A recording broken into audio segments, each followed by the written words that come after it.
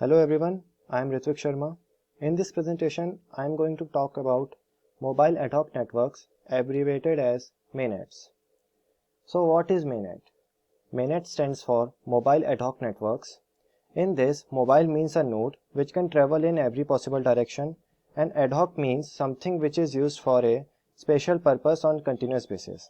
So we can define MANET as the type of network which consists of a group of wireless mobile nodes forming a temporary network without the help of any existing infrastructure and centralized administration. Network topology of ad hoc is dynamic, that is, nodes enter and leave the network continuously. Each wireless node can function as a sender, a receiver, or a router. When the node is a sender, it can send messages to any specified destination node through some route. As a receiver, it can receive messages from other nodes. When the node functions as a router, it can relay the packets to the destination or the next router in the route. Next, types of MANET. First, SPANs. SPANs stands for Smartphone-Based Mobile Ad Hoc Networks. This type of MANET can be used across mobile phone devices by creating peer-to-peer network through the help of Wi-Fi and Bluetooth. Second, iMANETs. iMANETs stands for Internet-Based Mobile Ad Hoc Networks. This type of MANET works on the concept of networking protocols including UDP, TCP, IP, and Routing Information Protocol. Third, VNets. VNet stands for Vehicular Mobile Ad Hoc Networks. This type of MANET can be used across vehicles and road safety devices for communication purpose, which in turn responsible for smooth and secure vehicle behavior across the roads. Next, characteristics. First, dynamic topologies. As nodes are free to move arbitrarily, so the changes in the network topology are random and unpredictable. Second, bandwidth constrained and variable capacity links. Wireless links have significantly lower capacity than infrastructure networks. Third, energy constrained operation. As some and all nodes rely on batteries or other exhaustive means for their energy, so for these nodes or devices, the most important design system optimization criteria may be energy conservation. Fourth, limited physical security. MANETs are generally more prone to physical security threats than wireline networks. So this network has increased possibility of eavesdropping. So as to reduce security threats, many security techniques are applied within wireless networks. Next, applications. MANETs can be used in tactical networks for military communication and operations. It can also be used in emergency services for search and rescue operations, in disaster recovery like flood, earthquake, fire, and in replacement of fixed infrastructure in case of environmental disasters. It has also educational uses like in virtual classrooms and in ad hoc communications during meeting or lectures, and in entertainment like outdoor internet access and multiplayer gaming. Next is routing in MANET. So what is a route? Route is basically the shortest path to transmit the data from source to destination, and this process is called routing. And routing in mobile ad hoc network is called routing in MANET. So we can say that if an optimal path can be determined along with the transmission of data through the network of nodes, routing can be achieved. Data packets cannot be sent randomly and requires a set of rules to define path, and these are known as routing protocols. Next, routing protocols classification. So MANET routing protocol is broadly classified into proactive routing protocol, reactive routing protocol, and hybrid routing protocol. Next, proactive routing protocols. These are also known as table-driven routing protocols. Here each mobile node maintains a separate routing table which contains the information of routes to all the possible destination mobile nodes.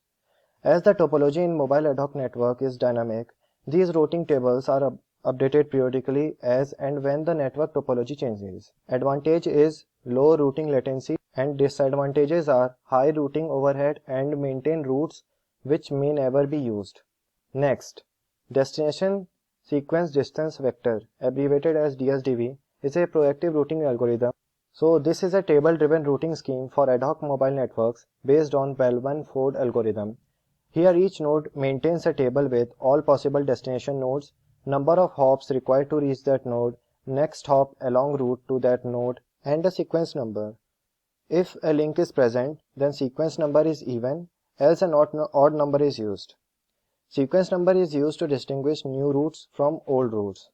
So, how a route is selected?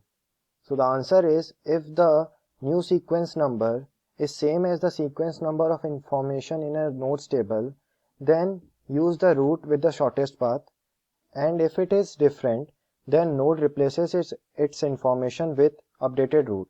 So advantages are DSDV protocol guarantees loop-free paths and efficient results will be produced if applied on small networks. Disadvantages are DSDV requires a regular updates of its routing tables, which uses up battery power, and wastage of bandwidth due to unnecessary advertising of routing information even if there is no change in network topology. Next, reactive routing protocols. These are also known as on-demand routing protocols. In this type of routing, the route is discovered only when it is required or needed. When a node requires a route to a destination, it initiates a route discovery process within the network. The route discovery usually occurs by flooding the route request packets throughout the network, and once a route has been established, it is maintained by some form of route maintenance procedure until either the destination becomes inaccessible along every path from the source or until route is no longer desired. Advantages: there is no overhead from periodic update. Disadvantage: there is high routing latency. Next is ad hoc on-demand distance vector routing. ODV is a routing protocol for minutes and other wireless ad hoc networks. It is a reactive routing protocol. It means it establishes a route to a destination only on demand. It borrows most of the advantageous concepts from DSR and DSDV algorithms, that is, on-demand route recovery and route maintenance from DSR, and hop-by-hop counting and usage of node sequence numbers from DSDV. So, when a source requires to send a message to destination and doesn't have a valid route, then it initiates a route discovery process. Source sends a route request packet to all its neighbors, and the neighbors forward it to all their neighbors until either the destination or an intermediate node with a route to the destination is reached. So when a node receives a route request message but doesn't have a route to the required destination, it in turn broadcasts the route request message stating route not found. Route reply packet travels back on the reverse path. The nodes on this path set up their forward route entries to point to the node from which route reply packet had just been received.